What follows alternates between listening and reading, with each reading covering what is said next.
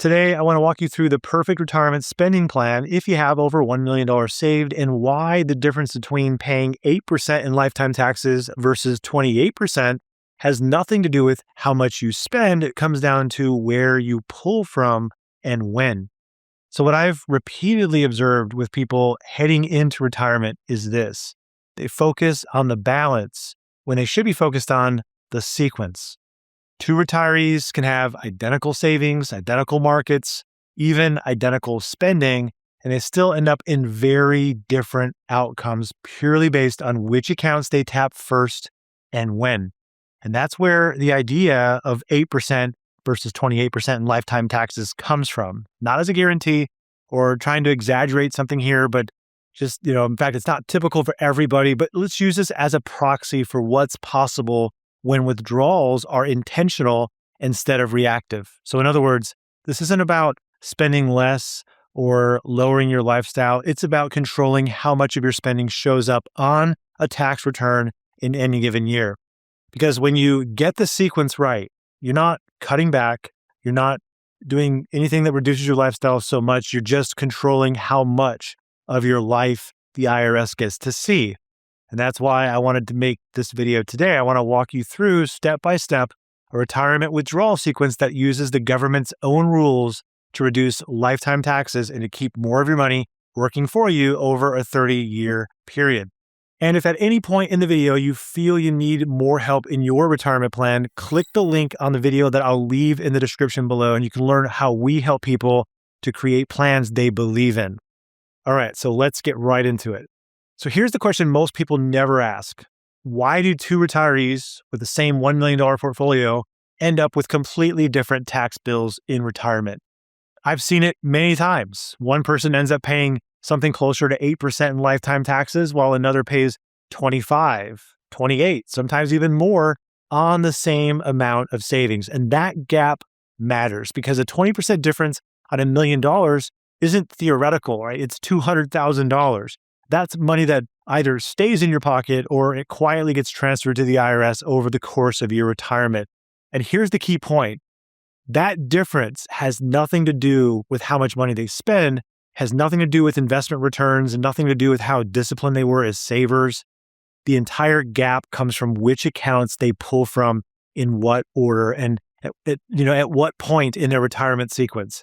Same balance, same lifestyle, very different outcome. So to understand why this works, you have to understand one idea: visibility to the IRS.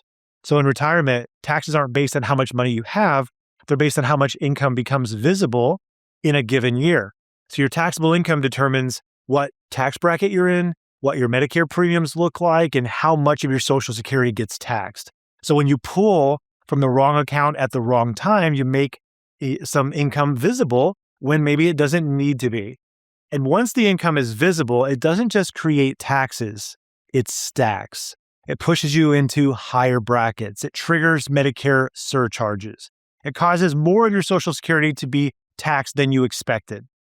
Now, on the other hand, strategic withdrawal sequencing, it does the opposite. It keeps income hidden in the years when visibility is most expensive, and it delays or it reduces it in the years when the tax costs are the highest. This isn't aggressive. It's not a loophole. It's not tax avoidance. This is legal tax planning. It's built directly into the tax code. The system already treats different types of accounts differently. So the question is whether you use that on purpose or if you just let it happen on accident. So this is why taxes matter more than most retirees realize. Let me give you an oversimplified example. If you're spending $80,000 a year in retirement and poor sequencing causes you to pay an extra 10 percentage points of that income to be lost in taxes, well, that's $8,000 a year gone. Now, over a 30-year retirement, that's $240,000. So that's not pocket change. That could have funded 3 extra years of retirement. It could have paid for meaningful travel, or it could have gone to your family instead of the IRS. And yet, taxes are often the least planned for expense in retirement. People obsess over investment returns, right? They worry about whether they're going to earn 6% or 7% while completely ignoring the withdrawal strategy that determines how much of that return they actually get to keep.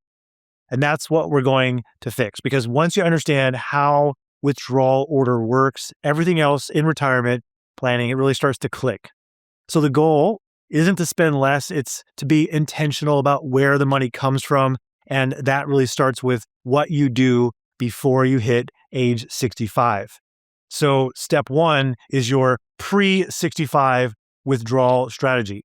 So we'll use Mike as an example. Mike is 62 years old. He just left his corporate job. He's got $1.2 million saved. And here's how it's broken up. $800,000 in a traditional IRA, $250,000 in taxable brokerage account, and $150,000 in a Roth IRA. So Mike needs about $70,000 a year to cover his lifestyle until Medicare starts at 65. So the question becomes, where should that money come from? Well, what should you be drawing from before you turn 65? For most retirees, especially if they're retiring early, your taxable brokerage account should be your primary source of income in these years. And the reason has nothing to do with market returns, but it has everything to do with keeping your modified adjusted gross income low enough to qualify for ACA health insurance subsidies. So these subsidies, they can be worth $15,000 to $20,000 per year. And I can tell you from experience, most early retirees leave this money completely on the table. Why? Because they accidentally make too much money in the 1040 to be visible for the tax year. So one large IRA withdrawal during this window, it can wipe out the subsidy entirely. So let me show you what that looks like. If Mike pulls his full $70,000 from his traditional IRA, well, his modified adjusted gross income instantly jumps to $70,000. And just like that, his ACA subsidy disappears. And that costs him about $18,000 in health insurance premiums for the year, not because he spent more, but because he pulled from the wrong place. Same lifestyle, very different outcomes. So when does it make sense to touch your IRA before you're 65? Well, that's really where the strategy gets more precise. So you can pull money from your IRA, but only up to a point. Specifically, it often makes sense to withdraw just enough to fill your standard deduction because that income is effectively taxed at 0%. So that allows you to extract money from IRAs and 401ks without paying federal income tax. But once you go beyond that, you start creating taxable income that can quickly end up taking away and costing your ACA subsidies. And here's the part that most people underestimate. The math here is tight. So if you're off by just a few $1,000s, it can be very expensive. So how could Mike do this? Well, instead of pulling $70,000 from his IRA, Mike pulls $50,000 from his taxable brokerage account. Now, out of that $50,000, about $15,000 is long-term capital gains. So the rest of this is just his own principal coming back to him. So then Mike pulls $20,000 from his traditional IRA, just enough to effectively use his standard deduction. And look at what happens. So Mike, he still spends $70,000 for the year, but his modified adjusted gross income is only around $35,000. And that keeps him eligible for roughly about a $15,000 ACA subsidy, which fully ends up funding his lifestyle. So without triggering unnecessary taxes, he does this with the same spending, same portfolio, but a radically better result. And this is the pattern that you'll see over and over again in this video. The goal isn't to spend less, it's just to be intentional about where the money comes from, especially in the years before you're 65. And once you understand this first step, the rest of the sequence starts to make a lot of sense. So step one is about protecting that ACA eligibility if you can. Step two is about not wasting one of the most valuable tax windows you'll ever have. For most people, that window lives between the ages 60 and 75. And so these are often your lowest income years in retirement. Your paycheck's gone, Social Security may have not started yet, and required minimum distributions haven't kicked in, which means for once, you can control your tax bracket. Every dollar that you convert during this window at 12% or 22%, a dollar that you won't be forced to take out later at 24% or higher. Now, once your RMDs begin, well, that window starts closing in fast. Those required withdrawals, they stack on top of everything else, including any Roth conversions that you try to do later. So people who skip this window, they can get hit with a sense of regret when they see their RMD tax bills in their mid-70s. And that's why, as financial planners, we always like to show people what that's going to look like for them so that they can help to manage their expectations and they're not surprised by it. Many people choose to not do anything at all during this window, and that's okay. That's their choice. But make that choice being fully aware, your eyes wide open, rather than being surprised. So how much should you convert each year? The goal isn't to eliminate your taxes, it's to control the tax rate. So a common approach is to convert just enough each year to fill your current tax bracket without spilling over into the next one. But brackets aren't the only line that's going to matter. Roth conversions also count as income for Medicare premium calculations, so you need to be aware of IRMA and those thresholds as well. So the right amount depends on what other income you have, which bracket you're in, and where those Medicare lines sit for you. Now, when this is done intentionally, year after year, the impact, it can really add up and compound quickly. Over a decade, it's very common to move hundreds of thousands of dollars into Roth accounts at discounted rates. And that money grows tax-free, it comes out tax-free, and it never creates that forced RMD later, that forced income later. So this step can be a really great bridge between controlling taxes now and avoiding tax problems later. Okay, up to this point, if this has helped you connect some dots in your own life and you want some help putting it into a plan that you can believe in, there's a free training link below where I'll show you exactly how we do this for clients. So be sure to check that out at the bottom in the description. All right, step 3 is post-65 withdrawals and Social Security timing. So once you hit 65, the focus shifts. Healthcare moves to Medicare, ACA planning fades away, and now the goal is tax efficiency and premium control. So this is where withdrawals stop being about one account and they start to be more about the mix of accounts that you have. So how should your strategy change after 65? Well, after 65, you want to blend the taxable and the other types of accounts intentionally, maybe some traditional IRA money, maybe even some Roth as well in those years, depending upon where you're at. And the reason for this is simple. Roth withdrawals don't count as income for Medicare premium calculations. That makes Roth one of your best tools for controlling IRMA. So if you need extra cash in a given year, Roth lets you increase spending without increasing your Medicare premiums. And at the same time, taxable accounts, they still play a role too, because with the right income management, long-term capital gains could often be realized inside of the 0% or the 15% brackets. So the question really becomes each year, which combination keeps my income really where I want it? And for Mike, this means he no longer is pulling from just one bucket. He's using taxable accounts when the gains are cheap, but he's also using the Roth when he needs that income control. He also may use some of his traditional IRA as well if he's getting himself to a certain level within that tax bracket. Same lifestyle, better sequencing. So how does Social Security play into this? Well, I'm a fan of delaying if you're a person who's trying to benefit from this tax planning window. Taking Social Security too early often stacks income and it works against that tax planning window. And that limits flexibility and it pushes taxes and Medicare premiums higher than necessary. So delaying gives you time to reduce your pre-tax balances through conversions.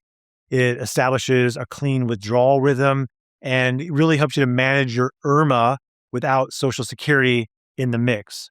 It also comes with a built-in benefit of having your Social Security benefit increased by roughly 8% per year. So you're not just simplifying your taxes in your 60s, you're actually locking in a larger inflation-adjusted income stream from Social Security for the rest of your life. So for Mike, delaying Social Security isn't about guessing the perfect age. It's really about buying time. Time so he can clean up his taxes, time to reduce forced income later, and time to make retirement income feel more controlled instead of reactive. All right, so step 4 is about managing your RMDs. So we're going to talk about that because the government is going to have that rule that's going to force you at 75 years old to start taking income. So once RMDs start, control shifts. So the IRS isn't asking anymore, right? They're telling you how much you have to take out. So the goal is simple. In a perfect world, you take only the required minimum and nothing more from your pre-tax accounts, meaning your IRAs and your 401ks. It's not always possible, but it's nice when it is. So whether that's possible depends on the work that you did earlier, maybe because you did some planning. But when those RMDs start, how should they be handled?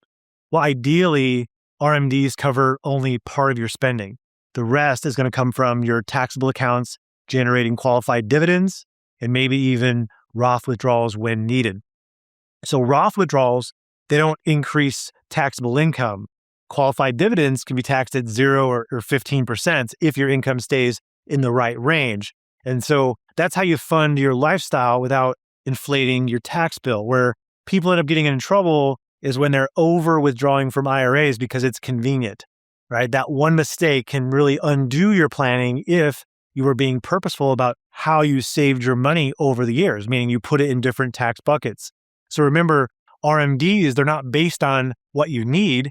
They're based on your IRA balance and your life expectancy table. Large balances force large withdrawals, whether you want them or not. And then those withdrawals stack on top of Social Security, pensions, and other income. And that's how retirees get pushed into the 24% or 32% bracket when they could have stayed in the 12% or the 22% range. And that's also why the conversion window for RMDs or before RMDs exists. It's there to prevent that exact outcome because once RMDs start, flexibility drops. So now that you understand how RMDs fit into the sequence, let's talk about one final shift that many retirees get surprised by. And that way you'll be able to see this full picture. So what does following this sequence, what does it actually save you over a full retirement? So let's zoom out. In the pre-65 years alone, using taxable accounts first can preserve $15,000 to $25,000 per year in ACA subsidies. That's real money, not tax theory that most early retirees simply give back because they pulled from the wrong account. And then there's the Roth conversion window. So converting at 12% or 22% instead of being forced later at 24, 32% can easily save $50,000 to $100,000 over a decade. And that benefit doesn't stop there because smaller RMDs at 75, they keep you in a lower tax bracket for the rest of your life, which compounds those savings year after year. And when you add it all up, the difference between sequence withdrawals and random withdrawals can very realistically save you $200,000 or more over a 30-year retirement. Now, if you compare that to the person who ignores this entirely, right? They pull from IRAs too early and they accidentally blow their ACA subsidies. They skip the Roth conversion window and they carry massive pre-tax balances forward. The RMDs kick in and they stack on top of Social Security. And then suddenly they're in tax brackets that they never intended to be in.